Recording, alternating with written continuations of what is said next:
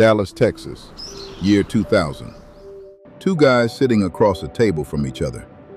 One of them is nervous. He runs a little DVD by mail startup that, honestly, isn't doing that great. He needs this meeting to go well. The other guy? He's relaxed. Why wouldn't he be? He runs 9,000 stores across 25 countries. 60,000 people work for him. His company is worth $5 billion. The nervous guy clears his throat and makes his pitch. Buy my company for $50 million. The relaxed guy looks at him and laughs. Literally laughs at him. That nervous guy was Reed Hastings. His struggling little startup was Netflix. And that laugh, that one arrogant laugh in a Dallas boardroom, was the moment Blockbuster signed its own death certificate. But here's the thing people forget. Before all the failure, before the bankruptcy, before the memes, Blockbuster was genuinely impressive. So let's go back, way back. 1985, Dallas, Texas. A software guy named David Cook is looking for his next move. He's been working in database systems, pretty unglamorous stuff, and he notices something. Video rental stores are everywhere, but they're a mess. Disorganized shelves, no inventory system. You'd walk in looking for a specific movie, and the guy behind the counter would just shrug at you. Cook thought, I can fix that. October 19th, 1985. First Blockbuster store opens in Dallas. It was bright, clean, thousands of titles. You could actually find what you were looking for. People loved it. Within 3 years, 400 stores. Then a guy named Wayne Huizenga showed up. Now Huizenga was a different animal. Serial entrepreneur, already built $2 billion companies. He bought Blockbuster in 1987 and essentially hit the turbo button. At the absolute peak of the expansion, Blockbuster was opening a new store every 17 hours. Not every day, every 17 hours. 9,000 stores, 25 countries, 65 million customers with a Blockbuster card in their wallet. And if you grew up in the 90s, you know what Friday night at Blockbuster felt like. Whole family piling into the car, walking those aisles for 45 minutes arguing about what to get, grabbing popcorn at the counter on the way out. It wasn't just a shop, it was part of the week. Nobody, and I mean nobody, could see how this was going to end. By the mid-90s, Blockbuster wasn't just winning, they were the category. Billions in revenue, more brand recognition than almost any retailer in the country. And they had this one little income stream that was quietly making them obscene amounts of money. Late fees. You know the feeling. You rent a movie on Friday, forget to return it, go back on Tuesday, and suddenly you owe more than the rental cost in the first place. People hated late fees with a passion. It was the #1 complaint Blockbuster received, year after year after year. And Blockbuster's response was basically, yeah, we know, we don't care. Because late fees were bringing in $800 million a year. That's not a typo, 800 million. 16% of their total revenue, just from charging people for being forgetful. When you're making that kind of money from something, you stop seeing it as a problem. You start seeing it as the business model. That mentality, right there, is where the rot started. 1997, somewhere in California. A guy named Reed Hastings walks into a video store to return Apollo 13 on VHS. 6 weeks late. The late fee is $40. He pays it. He's embarrassed. And on the drive home, he starts thinking, why does video rental even work this way? Why isn't there a flat monthly fee like a gym membership, where you just pay once and watch whatever you want? That thought became Netflix. Early Netflix wasn't streaming. That came later. It was simply DVDs mailed to your door in a little red envelope. Flat monthly fee, no late fees, ever. It was a small operation, nowhere near Blockbuster's size. But the people who used it, they really liked it. So in 2000, Reed Hastings flew to Dallas, walked into Blockbuster headquarters, sat down across from CEO John Antioco, and offered to sell Netflix for $50 million.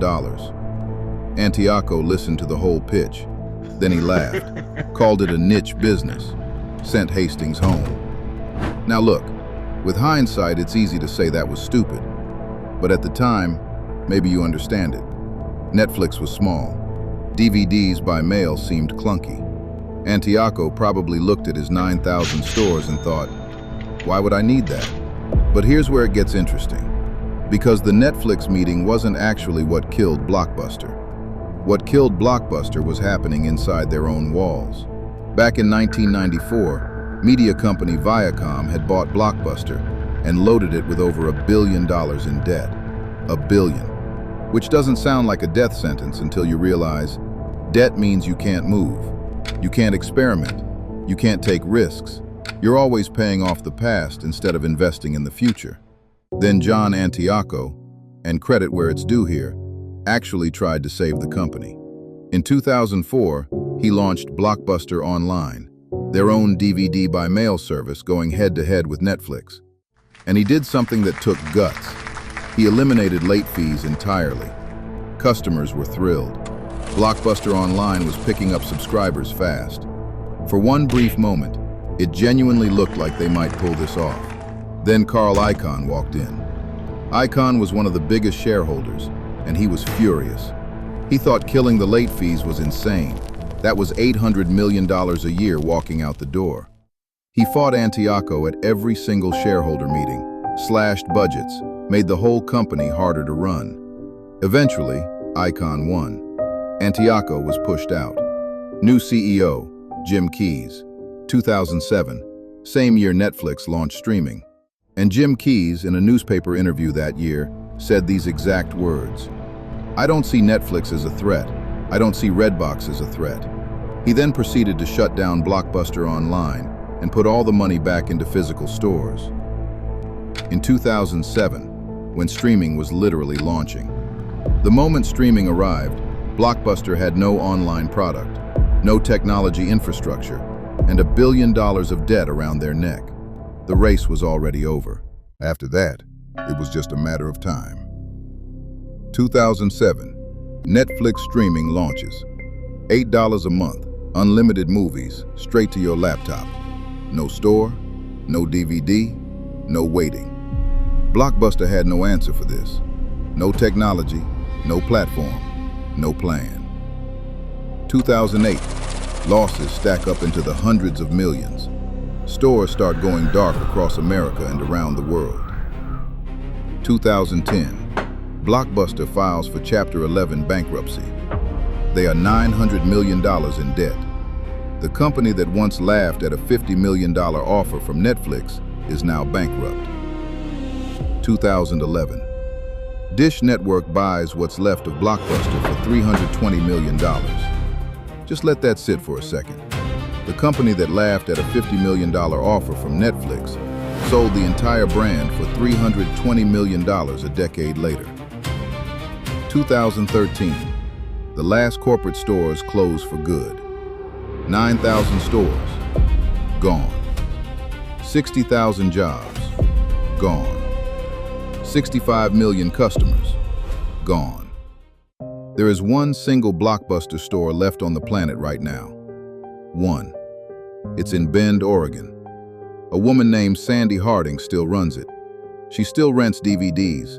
She sells Blockbuster merchandise. And every year, thousands of people make the trip out there.